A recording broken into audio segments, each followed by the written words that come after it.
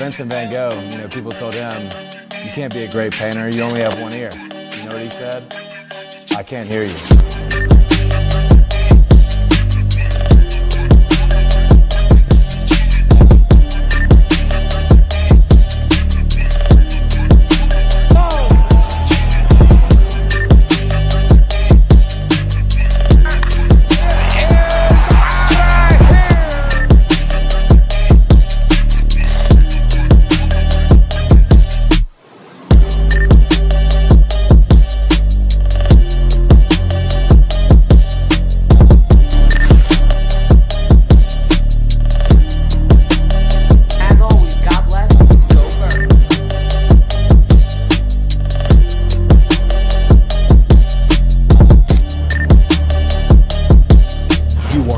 Listening to Sippin' Sports, a Phillies sports talk morning show with Chris, KJ, and Dalt. Proudly powered by 302 Birds. Let's take it to the show. Good morning, everybody. Welcome to another episode of Sippin' Sports. Dalton and Chris joining you guys with another jam-packed show, everything Phillies sports. Unfortunately, KJ can't be here today, but he will be back next week, so stay tuned for that. But Chris and I got you covered. Yeah, Chris saying he better be. Chris, how are you feeling about everything Philly sports? Falls in the air, bro. I'm pissed off at the Phillies last night. Aaron Nola blew another fucking game. I'm so tired of Aaron Nola. He's getting paid big time money and just chokes every single time. Just absolute meatballs over the middle of the plate there. He was tipping his pitches. I'm not sure if you saw that on Twitter at all, but yeah. He was tipping his pitches, and the Mets figured it out. So, yeah, I'm triggered as fuck about that still. So, maybe they'll improve, but this is a really big series against the Mets. The Mets are only 7 games back now.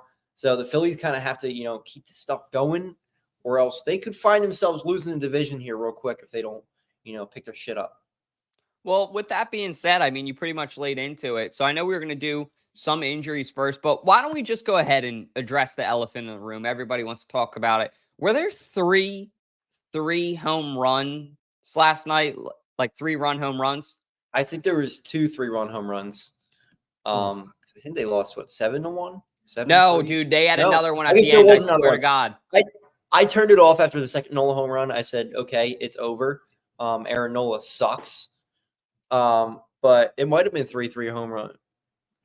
Yeah, probably was. With 11-3. And then Alonso had another solo one at the end, I think. Yep. And Marsh had his garbage time home run that he always does. Because Marsh is absolutely useless and shouldn't be on the team anymore either. I know that's a hot take and everybody loves Brandon Marsh, but he's just not. He's not that good. He's not. Yeah, the Phillies really got to pick it up. They can't be losing games to the Mets. Sure, they're winning all these games against shit teams. But to me, that doesn't really matter. Like, you got to beat the good teams. You're getting really close to playoffs. I mean, we're what, 2-3 weeks away from playoff time? Yep. So they got to start their stuff. They got to start hitting. They got to start pitching better. It's really bad right now against good teams. I mean, they had that little series against the Braves where they played well, but besides that, it really feels like when they played the Yankees, they got their ass kicked. When they've played the Mets multiple times, they've got their ass kicked.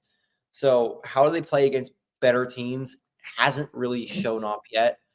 And something needs to kick that in gear. It almost feels like, the Eagles last year, yeah, they were winning games.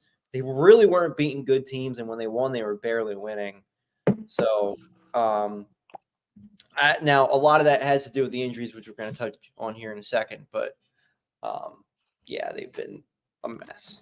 You know what sucks the worst? Well, Chris already knows. I'll tell our audience what sucks. He already knows where I'm going out with this. The worst part about when the Phillies lose to the Mets for me the past 3 years is I get a text message from JJ fucking Seglio and blow the dust off my phone. And it's not usually until the Mets are up comfortably because he knows it ain't over until it's over. Hence last night, even with the Phillies in the garbage time. But that's the worst part for Phillies fans. It's having to hear it from you rotten scumbag Mets fans. So putting up fans through that, you guys should feel bad. You guys should want to, and I know they do. They're going to come out swinging tonight. I do think that they should come out aggressive in this series. I'd rather see them be aggressive and, try to capitalize on the Mets' missed opportunities than have the Mets capitalize on theirs, because the Mets are hot right now. So I would rather see the Phillies get a little bit aggressive, try to take this series against a very good team going into playoffs, and show us, the fans, that you can stop these teams that, are red hot going into the playoffs, because pretty soon, sooner rather than later, you're going to match up against them. So this series almost feels like a playoff series to me, just in that being said. So we'll see if they can get it together. But pivoting now to our injury update. I mean, Chris, do you want to go ahead and take this away?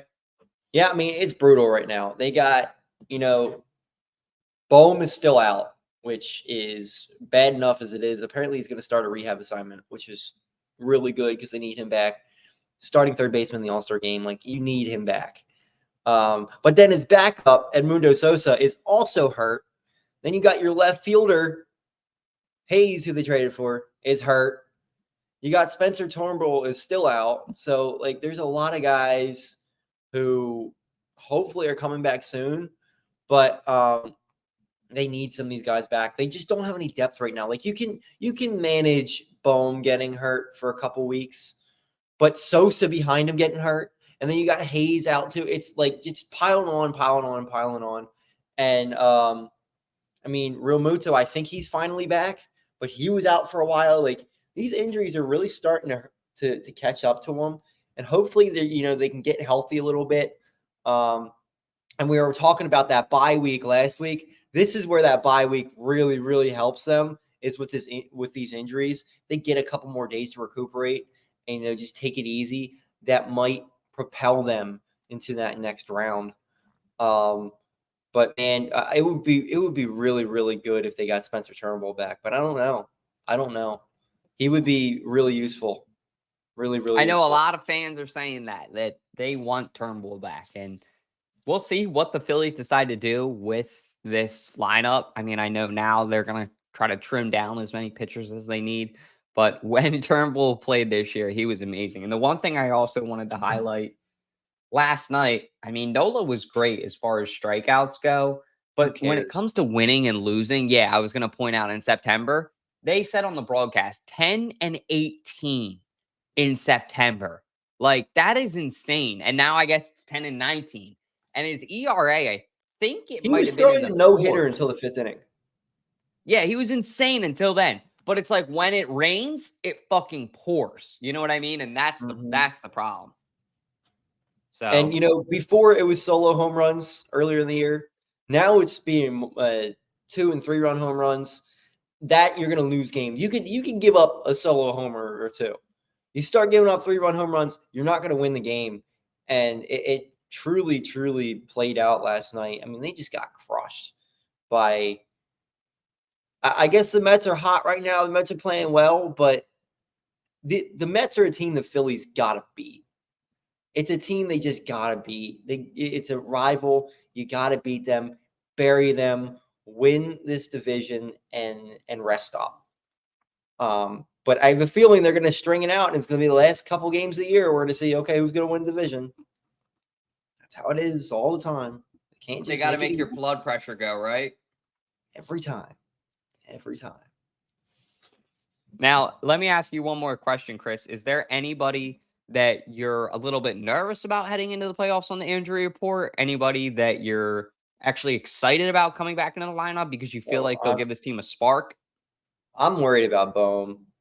I forget. I think it's a wrist injury or something.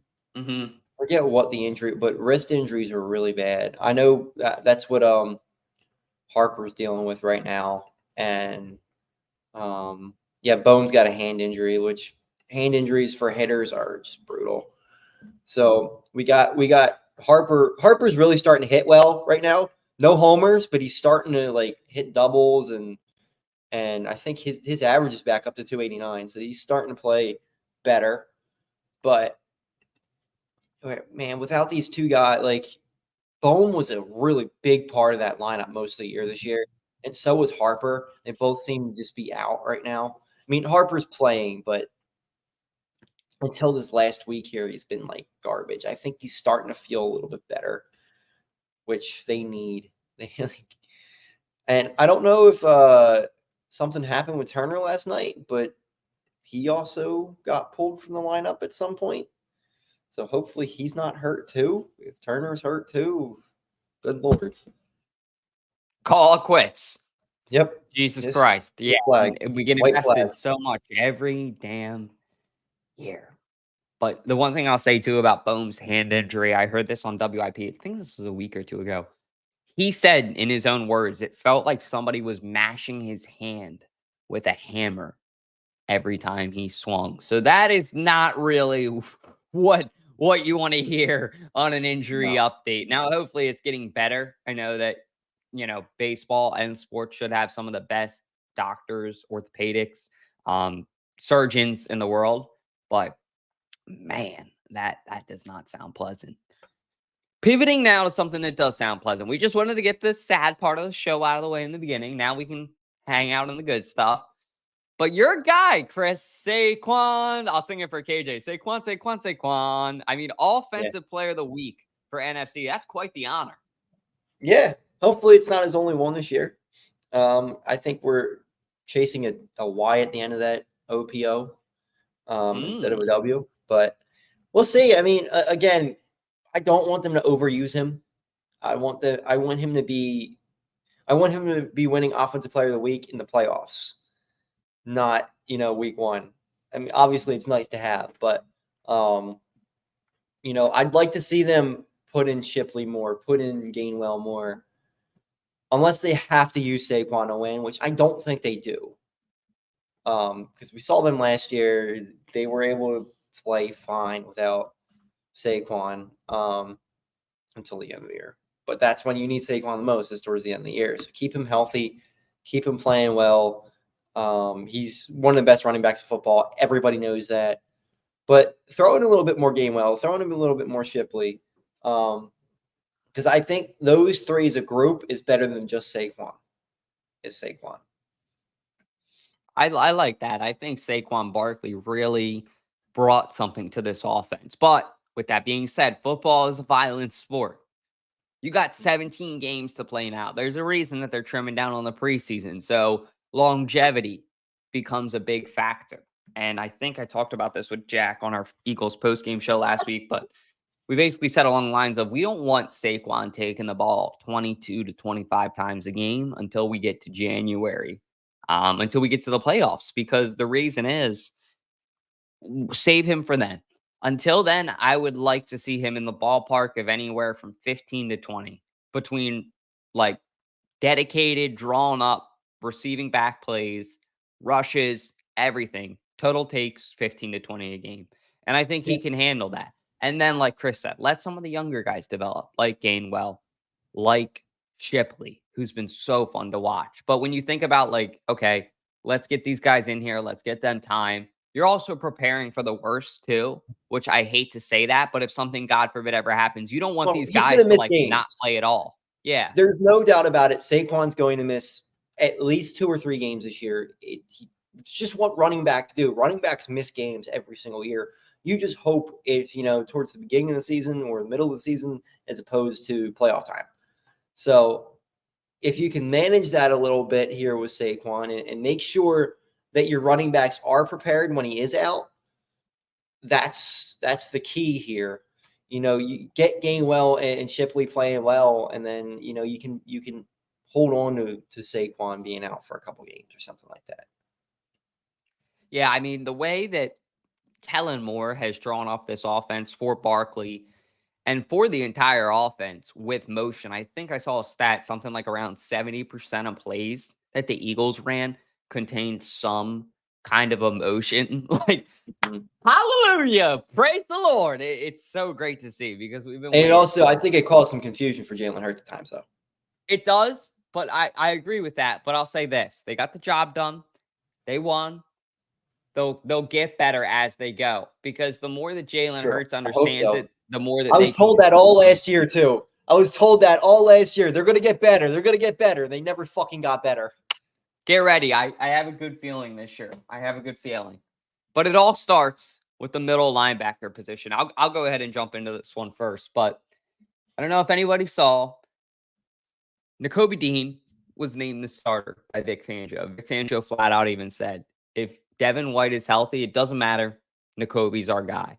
It's a pretty bold take to say when you went out and got Devin White, when Devin White's the caliber player he is, when Devin White has proven what he has. So I would say understandably, Devin White appeared upset. I believe Elliot Shore Parks from 94.1 asked Devin White, what were you told your role was going to be when you came here? Like, is this what it is? Like, basically, middle linebacker number 3.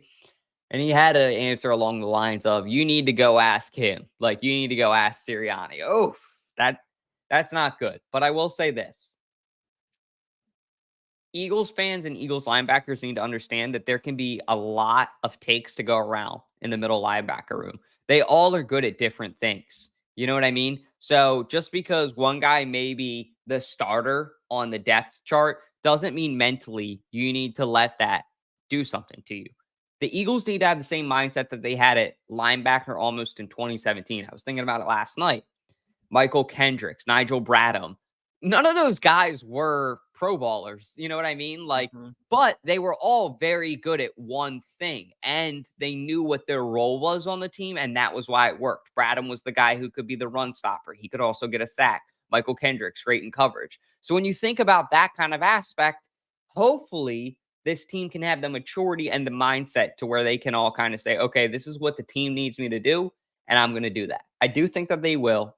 But I think in all fairness, what I've seen from Vic Fangio as well with Brandon Graham playing more than Huff, I think that Vic Fangio just flat out wants guys out there with experience and locker room experience too. Guys that people will listen to, will respond well to.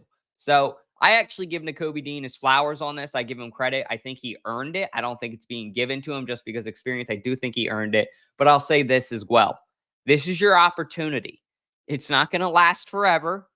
Make the most of it, because if you don't, Devin White is standing right there ready to take it from you. Yeah, I'm going to say this first off the cuff. Vic Fangio is a fucking idiot. Why the fuck would you tell everybody who your starter is? You just give the defense, you give the offense even more time to learn.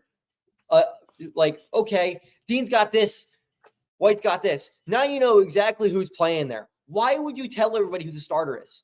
It's the dumbest thing in the world. Like, and now you got White, who's pissed off about it, who I'm sure White was told when he signed here that he was going to be the starting linebacker. You're still going to need him. You're still going to need Devin White. You're not just going to have Dean out there the whole time. You know, Dean's always hurt. Why would you say this? Like, it's just stupid. You know, why do you have to give away all this information all the time on who's starting? It doesn't matter. Like, you think that pisses off Sirianni because he's so secretive too? I don't know, but it probably does. Like, I just think it's stupid. I think Vic Fangio is an idiot. There's reasons that, you know, we all wanted Justin Simmons to come here. A lot of people wanted Justin Simmons to come here, and he wouldn't play here because he didn't like Vic Fangio, because he does shit like this all the time. He outs players. He's way, way too open with the media. You got to be more secretive. You can't air out all your dirty laundry to the media all the time. It just can't happen. Like, obviously, it's pretty obvious Devin White didn't have a very good camp, because he'd be starting right now. The dude won a Super Bowl at linebacker, was a very, very good linebacker for a long time. So for Devin White to lose his starting job, he must have played like shit. Yep. But now you got a guy who's pissed off because you air out dirty laundry to the media, and you still need Devin White. Like, he's still going to play a significant amount of snaps no matter what. Zach Bond goes down, he's playing. Now, honestly, I think White should be playing over Zach Bond, even though Bond had a hell of a game the other day. I think White is a better player than him, flat out. But I don't like the airing out the dirty laundry. Oh, we like this guy here, we like this guy here. Why do you have to tell the media that? You know, I just think it's stupid. I really think it's stupid. I think you should keep things more private. And, you know, have conversations with your players. That's fine. So you can tell Dean that he's starting, but you don't tell the media that. I don't know. That's my fault. Because then you're also like, I see what you're saying.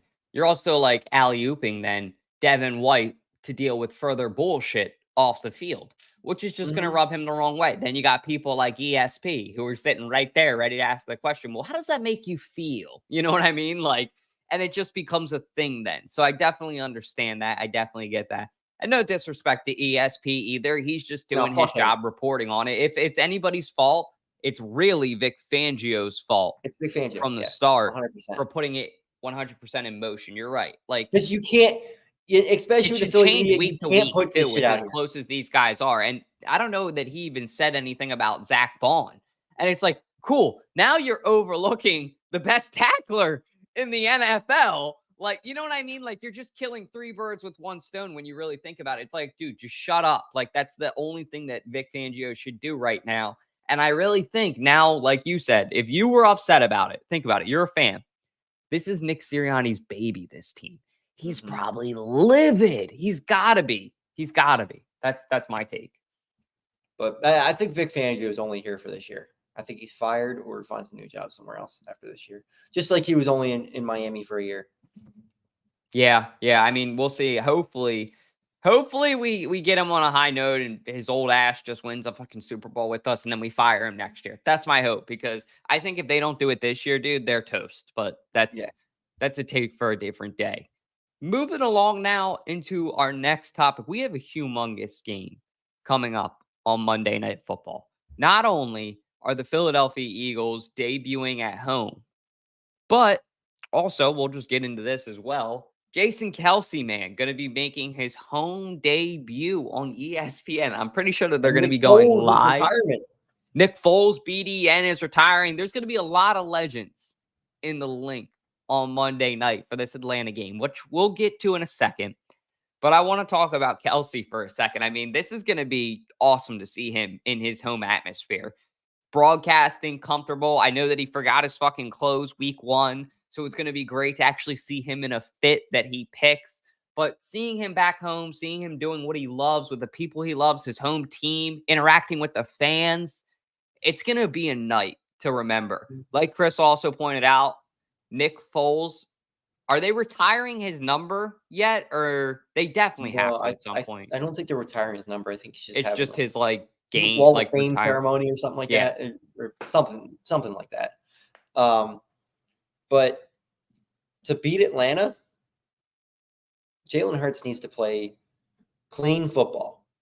Doesn't need to play hero ball. If he gets out of there with 1 or fewer turnovers, they're going to win the football game. And I think they're going to win a lot of football games if he does that.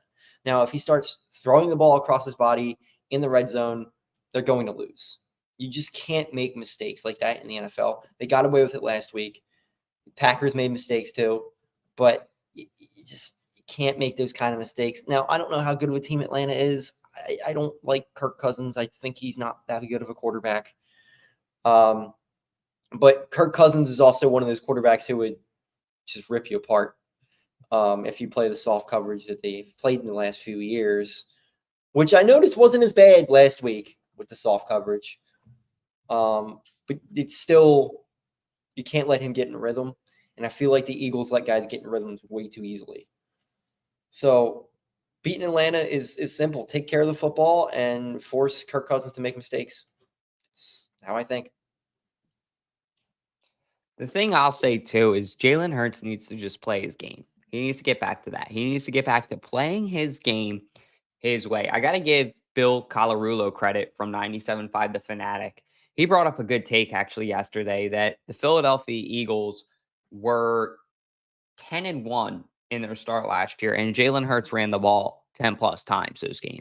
So I think that there's a lot of people that are like, oh, Jaylen Herz shouldn't run the ball. Like, this is not good football. It's just got to go away. Like, yeah, shut up. Like, you know what I mean? Like, not you, like them. You know what I mean? Like, stop. Like, let him play his game, because when he plays his game, that's when this team does well. And, like, there's so much, like, criticism, I think, and you need to be a pocket passer. Like, no, you need to be a decision maker, a scorer. And that's the thing also that I looked at a stat. Jaylen Herz is up there with, if you look at that QB draft class from a couple years back between Burrow, Tua, Herbert, and Hertz. Hertz is at the lower end. He's actually the lowest out of all of them in passing yards. But when you look at rushing yards, the next closest guy is Justin Herbert with 911. Jaylen Herz has 2,503. And then let's look at where it really matters. Total touchdowns. 107 for Burrow, 87 for Tua, 125 for Herbert, and 108, second place for Jaylen Herz. And Hurts didn't play most of his first year. Yeah, exactly. So the guy sat on the bench most of the year. So let Jaylen Herz get back to his game that he knows how to play, which is running the ball, passing it when he needs to. I want to see a Jaylen Herz game where it's like, cool, Jaylen Herz had 2 rushing touchdowns. He had 11 takes for 61 yards, and he had 185 yards passing and, a touchdown pass to Dallas Goedert, and then he ripped a long one to A.J. Brown or something like that. And then on the other end, you guys got to keep in mind, Barkley is going to be putting up anywhere from 50 to 70 yards a game, I think, at minimum. So that's an efficient offense. I'm not mad at that. Yeah, and I would love to see one of those games where they just run them down. Yeah. Just Barkley has 20 carries, Shipley's got 10, and Gainwell's got 10, and Hurts runs for 100 yards. I would love that. You see this comment, Chris? Angelo thinks you should come for Sirianni's job. Nah, I like Sirianni. He's all right. The one I want fired is Vic Fangio. But Sirianni is a Paisan. So right now, like Sirianni, I don't know to what extent what he's doing. I think he's more of a just managing both sides. Mm-hmm. I really don't know what he's doing. But, if it works, I don't care. There's many coaches in the NFL who aren't calling plays. But as long as they're winning, I don't care what he's doing. And one thing, not to interrupt you real quick, too, that you make me think of. Did we ever know what the fuck Doug was doing? No. Eating ice cream? Called plays here and there, but if it works, yeah. If you win, you win. Like, I still think Sirianni is heavily involved in the offense. He's calling certain plays. He's just not the main play caller. And I think he's got a better pulse of the whole football team because before he was basically the offensive coordinator. And who was the asshole last year? The year before? Brian the Johnson. Defensive coordinators were basically the head coach. Sean Desai, yeah. Yeah, Desai. I think he was really the head coach of the defense. And Sirianni handled the offense. Yeah. And when things went south, they had to change things. So I still think Sirianni is a very, very bright offensive mind, and he doesn't get enough credit for that. But there are things like more motions are needed. I don't know I think they might be running too many motions now, but we'll see how that progresses throughout the season.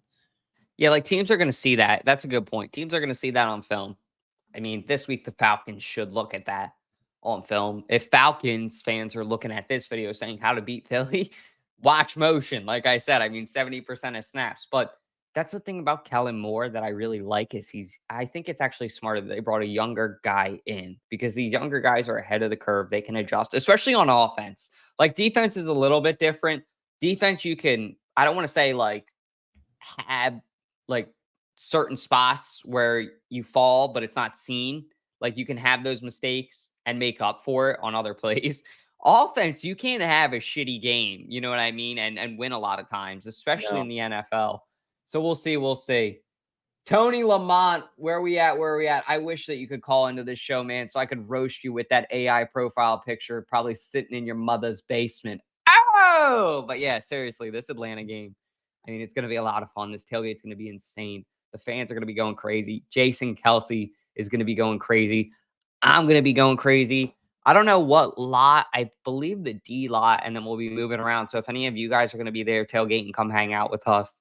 I think KJ will be getting there around noon. I'll be getting there around noon. But as far as gameplay goes, Bijan Robinson, Saquon Barkley, I got exactly what I wanted happening right now, which is this guy surging the video for us on Twitch. Thank you, Tony. We appreciate you working for the Sippin' Sports podcast today. Let me know where I can mail my check to. If it's your mother's house, I already know the address. Anyway, yeah, I'm just working him right now. Damn. Back to it. Well, he fires up the video on the back end for us.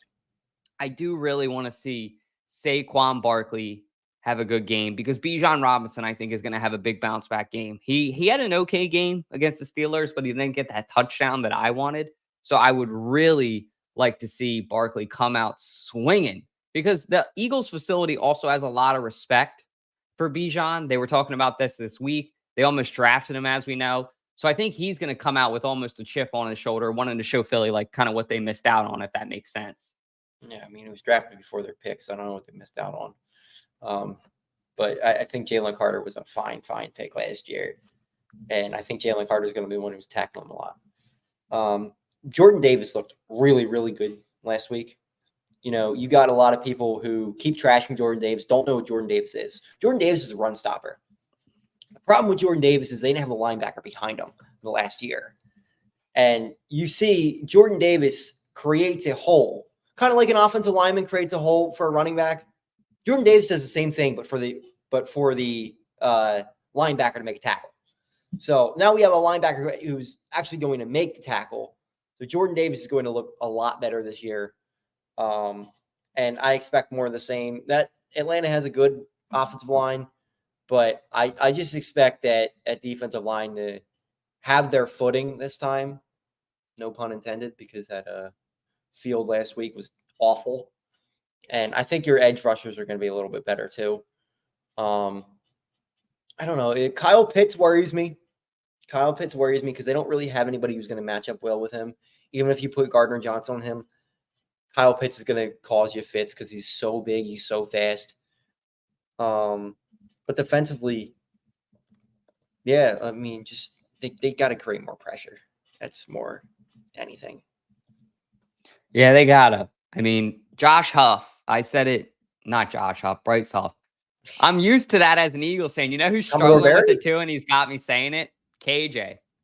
But Bryce, I mean, horrible debut. And I don't blame it all as much on him because you can only blame a guy when he's out there so much, when he gets limited opportunity. I didn't necessarily agree with putting Brandon Graham out there more, but they're back home now this week. They're not playing on that shitty field. So there's no more excuses. Like everybody week one on the Eagles team, you get a pass, you get this, you get that. Now that you're back home, there is no excuse. So if you play like shit, the fans almost have a right to call you out on it. I am a little bit nervous for Bryce Huff, but I don't know. There's something about playing at the link for the first time that we've seen with players where they either go all in with it and they respond well, or it goes really south and it goes south from there at that point. So I hope that doesn't happen, but I don't know. We'll see. What do you think about somebody needs to go over? I'll tell you this. Somebody needs to go over to Vic Fangio, who's upstairs, and say, Bryce Huff needs to fucking play because they spent a ton of money on him. He is a talented football player. Yeah. We love Brandon Graham, but Brandon Graham does not need to play a ton of snaps anymore. He just doesn't. He's a good player as a rotational defensive end. He should not be playing way too much. Bryce Huff, you need to develop him. You spent a lot of money on him. You're stuck with him. Let him play out. Let him play. Him sitting on the bench is not going to help him at all. So, again, this is more Vic Fangio hate club, but I think it's going to continue throughout the year with me. I'm not a big fan of Vic Fangio. Play your young guys. We like Brandon Graham, but he doesn't need to play that much, especially more than he played last year. It's just not going to age well for him. It's going to look, and I don't want to, look back on Brandon Graham and think, oh shit, he got absolutely exposed in his last season, because that's what's going to wind up happening. He's not the same Brandon Graham he was. He's slow. He just doesn't really get off blocks real well anymore. He's fine for like a 2 or 3 play burst. That's all you should use him in. Not more than that. Yeah, I agree with that. Like third down, you know what I mean? And when chemistry, when he can set the example for these younger guys, show them how to do it. Chris Long was here and they won the Super Bowl. Him in that NASCAR package on third downs, that's where you need Brandon Graham. Now, I think Huff should be out there too, because Huff is, a really, really good edge rusher. But if you put Sweat, Huff, and Graham out there, put Graham more in the defensive tackle position with Carter right there, that's going to get to the quarterback. a decent amount there. They're going to have an interesting set this year. I think it's going to be interesting to see how it develops. Their pass rush, I think, is going to be one of those things where I don't know that it's going to be the same caliber that it was last year. I think going into the year, we all thought that it was. But after week one, we're kind of like, okay, like Brandon Graham was our best like edge rusher week one. It's partly due to Vic. What you're going to see is you're going to see a good volume of sacks, but you're not going to see a guy with 12 sacks. I think you're going to see a guy I think Nolan Smith's going to wind up with 6. You'll have Huff and Sweat wind up with 8 apiece. Brandon Graham will have 6. Like, you'll just have a lot of sacks total, but there's not going to be one guy who said, okay, Hassan Reddick had 16 sacks. Like, I just don't think that's going to happen this year. That's a good way to put it. Speaking of, there's our update that Hassan Reddick just got traded to the Philadelphia Eagles on Chris. No, I'm kidding. But yeah, honestly, I wouldn't bring him back at this point. I don't think I would either. This is head case shit. Unless he's going to come here and play for really, really cheap. And he's not going to. That's the whole reason. I like what you said too. It's almost like a let it go around. Let Nolan Smith develop. Like, it's almost an advantage for the younger guys because they get to really contribute and learn, but not all the pressure's on them right away. You know what I mean? So they really are kind of getting the best case scenario, and not just the defensive line and the edge rushers, but when you look at like a lot of levels on this defense, the Eagles have really tried to build it that way. Corner, linebacker with Devin White, Nakobe Dean, like on every level of this defense, the Eagles have tried to take the pressure off the younger guys and almost make it, like Chris just said, which I think is a great take, a group effort. So we'll see. Maybe the group effort is the answer. Maybe group effort is what gets the wins. At the end of the day, that's what we care about as the fans. We really don't care about the stats. And that's what happened in 2018, 2017. It was a group effort. You know, it wasn't one guy, especially that Super Bowl. Nick Foles, shout out to him on Monday. But we'll see. We'll see. It should be a pretty interesting game. That's all I got as far as Atlanta goes. I don't know if you have anything else. Nah, not really. Cool. Other than that, that's all we got for you guys. So if you guys can, please be sure to give a follow, a subscription. Any of those little things help. Shout out to my man as well, Tony, saying that we are a classic. I'm a classic Eagles fan. Mr. AI profile pic, please drop a follow. Look at fake-ass Andrew Tate-looking motherfucker. Hey, stop. He likes those Andrew Tate videos. Anyway, in all seriousness, I want to appreciate everybody for joining. DMV Drew, appreciate you for joining. Angelo, all you guys, I see you. I appreciate you.